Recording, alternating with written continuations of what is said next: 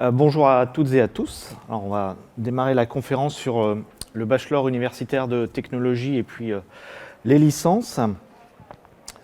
Rapidement, donc, je suis David Henbick, je suis actuellement directeur adjoint de l'IUT de Troyes. Et j'ai géré pendant plusieurs années un département d'IUT qui s'appelle le département métier du multimédia de l'Internet. Et puis aujourd'hui, donc, je vais vous présenter assez succinctement les licences et les licences professionnelles et de manière un peu plus appuyée le bachelor universitaire de technologie qui est le nouveau diplôme des IUT. Alors, de manière un peu synthétique, le cycle Bac+3 post-bac, donc ce qui vous intéresse, j'imagine. Donc 3 grandes possibilités. Je parle uniquement de la partie université. Il y a évidemment la partie au lycée avec les classes préparatoires ou les BTS. Vous avez le cycle licence qui va se dérouler sur 3 années, en grande partie pour faire de la poursuite d'études par la suite. Vous avez de l'autre côté le bachelor universitaire de technologie qui est maintenant sur 3 années, qui est, vous avez sans doute connu le DUT qui était avant lui sur 2 années. En fait, c'est une évolution de ce diplôme qu'on va voir juste après. Et puis, vous avez les licences professionnelles qui peuvent prendre 3 formes, soit sur un cursus long de 3 années, de 2 années ou d'une année, comme c'était souvent le cas. Et puis, on commence à voir apparaître des cycles licences sur ce format un peu plus long. La spécificité peut-être de ces licences pro et de ces BUT, c'est qu'ils mènent plutôt vers l'insertion professionnelle, même si la poursuite d'études n'est pas totalement exclue, mais la vocation est quand même d'être sur des formations très professionnalisantes avec une insertion professionnelle à Bac+3, et puis pour le BUT, éventuellement une poursuite d'études qui est elle aussi envisageable. Les licences et licences pro peuvent se faire dans toutes les UFR de l'université, dans toutes les facultés. Par contre, le BUT, lui, n'est proposé que dans les IUT qui sont attachés aux universités. Alors, quelques mots sur chacun de ces diplômes. Donc, une licence, c'est une formation qui est plutôt très généraliste, en 3 ans, 1500 heures de cours, ce qu'on appelle 180 ECTS avec la norme européenne de crédit. Souvent une première année qui est en trop commun, puis une spécialisation qui est progressive, qui commence sur la 2e ou la 3e année. Et puis depuis quelques années, une vraie volonté de mise en situation, soit au travers de stages, soit de situations d'apprentissage un peu différentes. Donc on est sur des domaines assez généralistes. On a 45 mentions qui sont définies nationalement. Dans 4 grands domaines, donc l'université propose des licences dans l'ensemble de ces domaines, donc autour des arts, des lettres et des langues, autour du droit, économie et gestion, des sciences humaines et sociales et des sciences de la technologie et de la santé. Donc ici, concrètement, sur la ville de Troyes, vous avez le campus des Comtes de Champagne qui propose un certain nombre de licences dans ces différents domaines.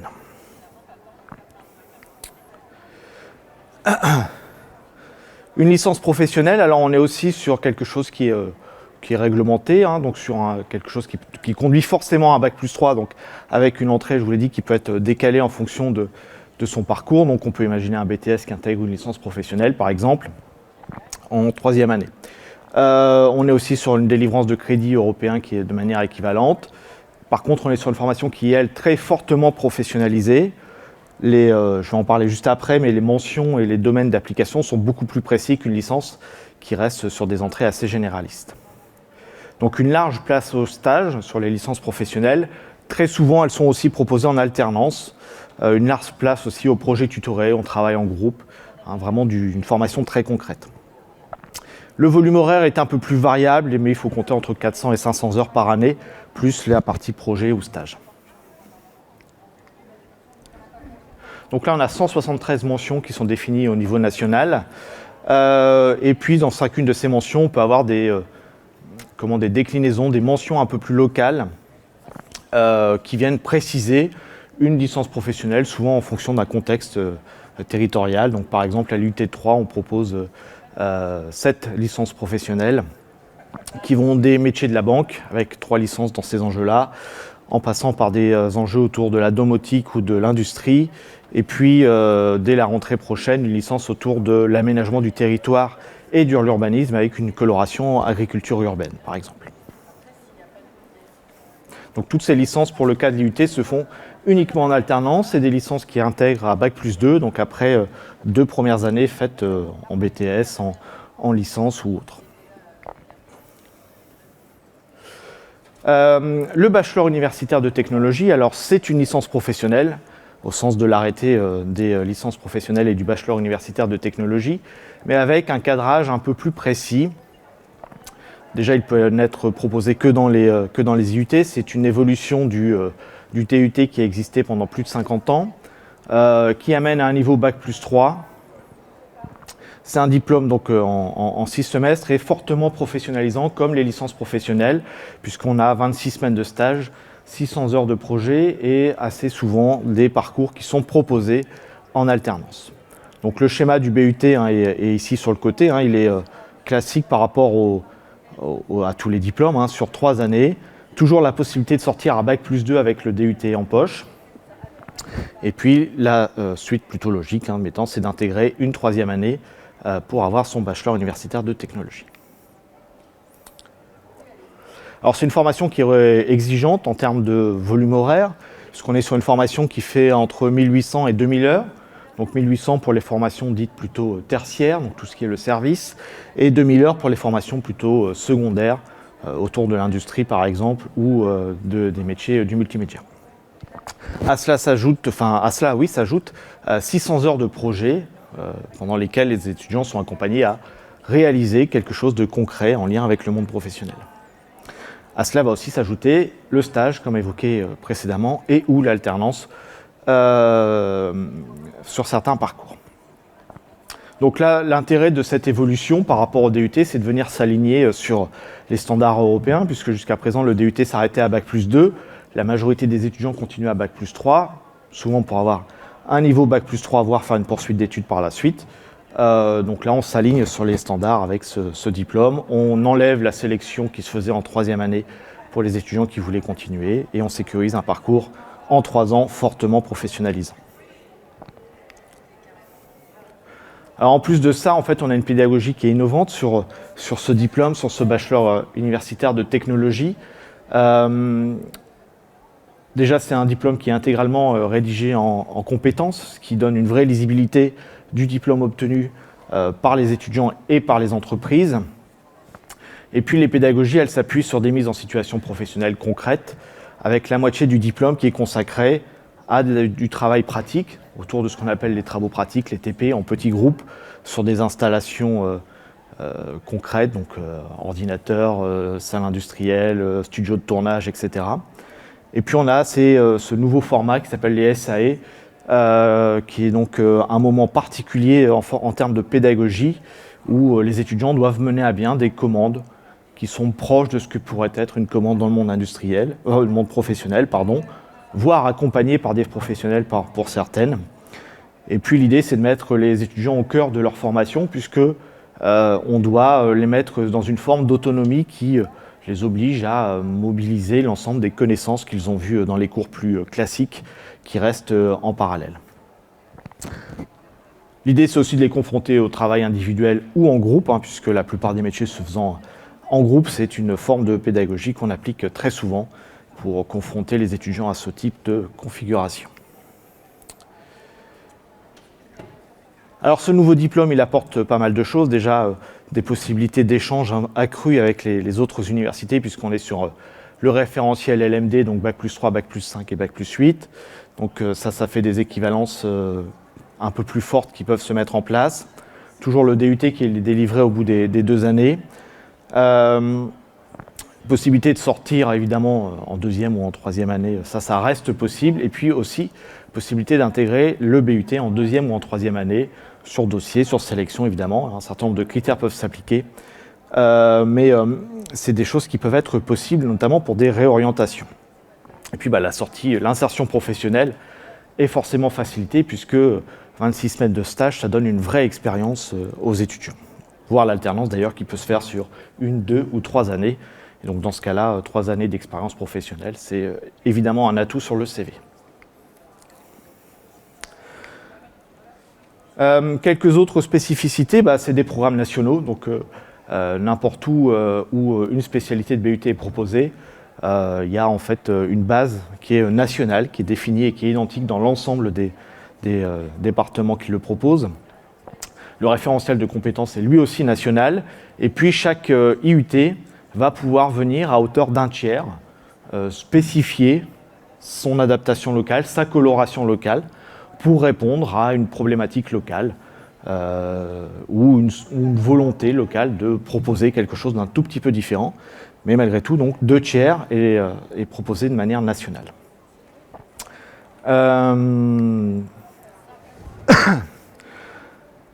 Donc ça, je l'ai déjà dit, pardon. Quelques mots sur le rythme d'études, parce que ça, c'est aussi quelque chose d'important. Hein. Donc vous avez vu que c'est un diplôme qui a un volume horaire relativement important, 2600 heures si on compte les heures de projet. Donc ça fait des semaines plutôt intenses malgré tout, hein, une trentaine d'heures de cours, entre 30 et 33 heures, avec un vrai suivi hein, sur la pédagogie. C'est souvent ce qui plaît dans les IUT. Donc un vrai accompagnement, un vrai suivi des étudiants. Une part de cours théoriques sont toujours proposés dans les IUT. Ça reste une formation universitaire, donc il y a ce qu'on appelle les cours en amphi, qui peuvent être un peu plus théoriques ou dispenser des concepts un peu plus universitaires. Et puis beaucoup de parties sur des groupes plus modestes, autour de 26 à 28 étudiants, et puis même des travaux pratiques qui représentent 50% de l'enseignement, autour de 13 à 14 étudiants. Donc des conditions d'enseignement qui sont plutôt confortables. Je reviens un petit peu sur cette partie SAE, puisque c'est vraiment l'atout, je trouve, de cette nouvelle mouture, avec une approche pédagogique qui est différente, qui est par compétence, où l'objectif est vraiment de faire comprendre aux étudiants le lien entre l'ensemble des enseignements qu'ils suivent tout au long de l'année et de l'inviter à les mobiliser au travers d'une problématique concrète. Alors moi je parle pour mon département, mais on lui a montré comment faire un peu de programmation, comment faire un peu d'ergonomie et comment faire un peu de com. Peut-être que vu comme ça, les uns derrière les autres, ça n'a pas grand sens. Du coup, on se retrouve autour d'une SAE qui va consister à développer un site web. Et là, de manière très concrète, l'étudiant il comprend que pour faire un site web, il va falloir un peu de code, un peu de com et sans doute un peu de création graphique pour réussir à avoir un produit acceptable. Et puis ce produit, on ne l'évalue pas forcément de manière très scolaire, on l'évalue plutôt de manière professionnelle. Est-ce que le client l'accepterait ? Et on challenge l'étudiant comme ça, normalement, au travers d'un certain nombre d'étapes tout au long de la SAE pour le forcer à donner le meilleur de lui-même, entre guillemets, à aller plus loin que simplement le rendu de cours classique. Donc c'est un format qui marche très bien, ça fait 3 ans maintenant que le BUT est en place. C'est un format qui marche plutôt bien et qui est apprécié des étudiants puisqu'ils sont confrontés à une réalité et à une mise en situation qui est souvent intéressante.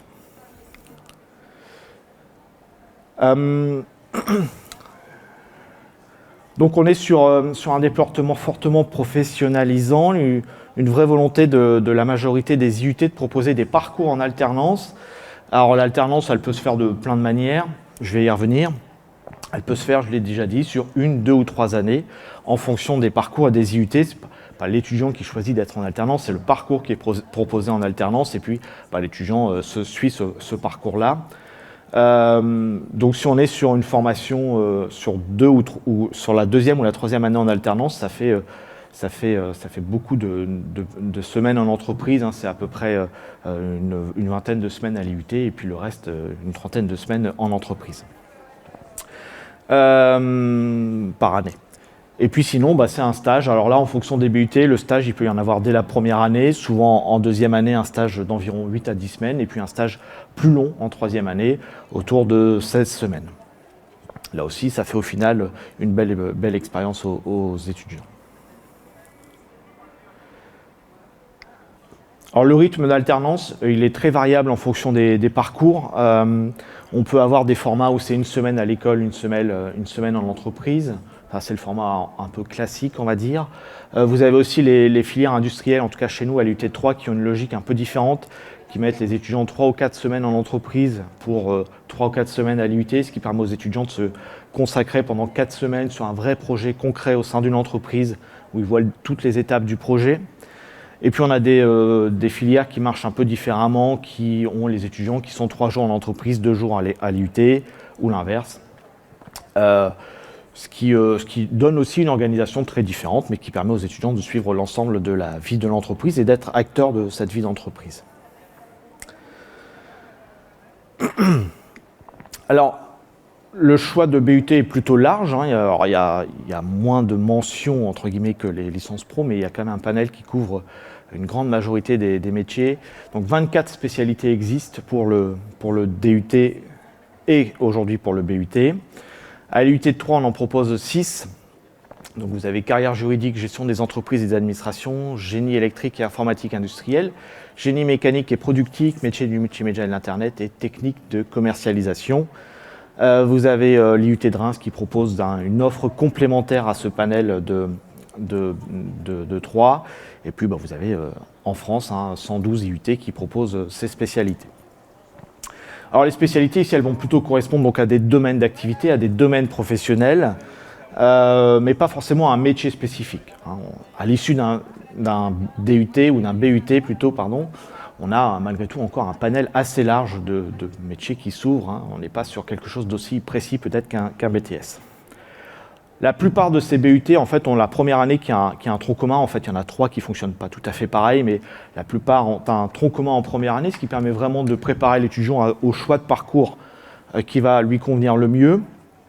D'ailleurs, il y a tout un accompagnement qui est fait pendant la première année du BUT et pendant les 2 autres aussi, bien sûr, mais sur ce qu'on appelle le projet professionnel et personnel, où au travers d'un certain nombre d'interventions, l'étudiant va pouvoir affiner et spécifier son projet professionnel et son choix de parcours, voire son choix d'alternance et préparer sa candidature sur ces différents aspects.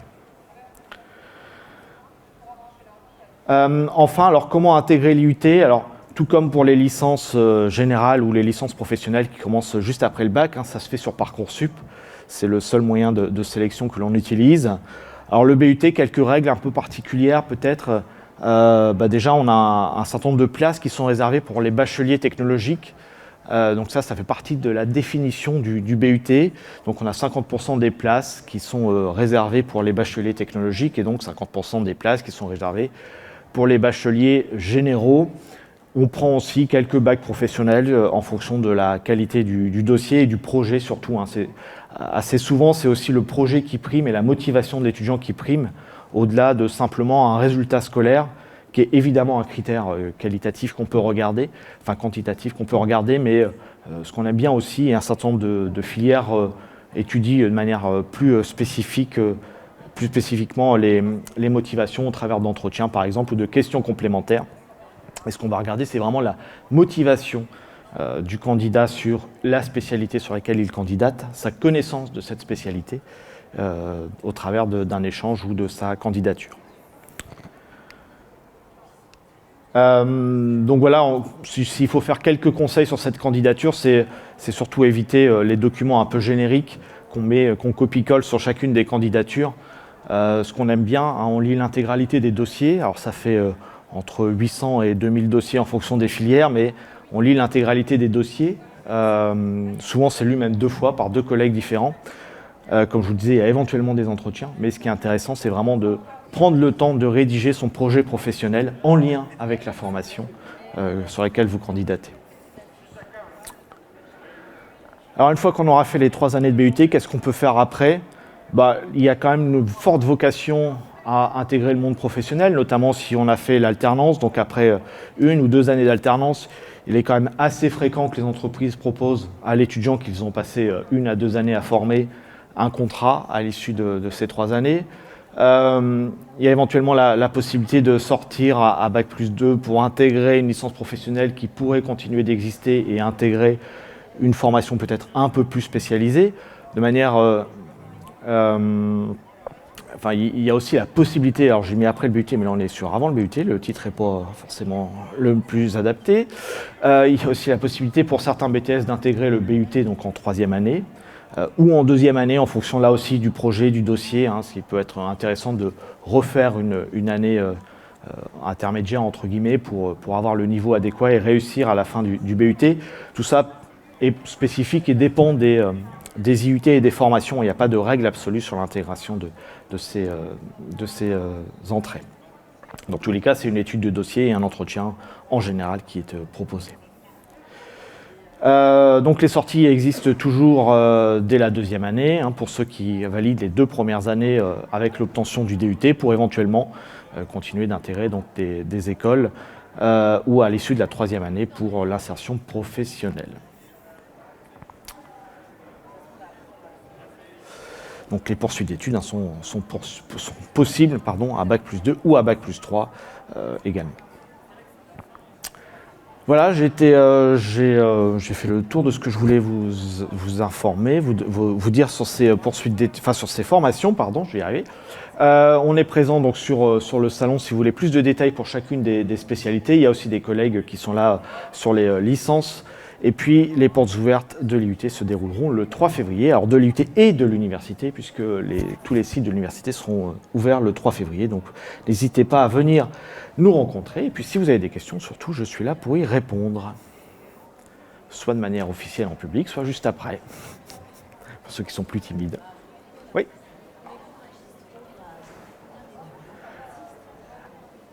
Alors les cours magistraux, ça dépend beaucoup des filières en fait. Si on est par exemple sur GEA, TC, MMI, on est entre 120 et 150 étudiants. Si on est sur des filières comme carrière juridique, c'est 90 étudiants, GE2I, c'est 60 étudiants. En fait, ça dépend de la capacité d'accueil du parcours, du BUT. Voilà. Pareil, ça dépend de la filière. Tout ça est très bien expliqué maintenant sur Parcoursup. Et pour l'IUT 3 en particulier, il n'y a que le département MMI qui fait un entretien systématique. Les autres ne font pas d'entretien, ils font une lecture approfondie du dossier. Est-ce qu'il y a d'autres questions? Je vous remercie. N'hésitez pas à venir nous rencontrer donc, sur les différents stands ou si vous voulez échanger, je reste là quelques minutes.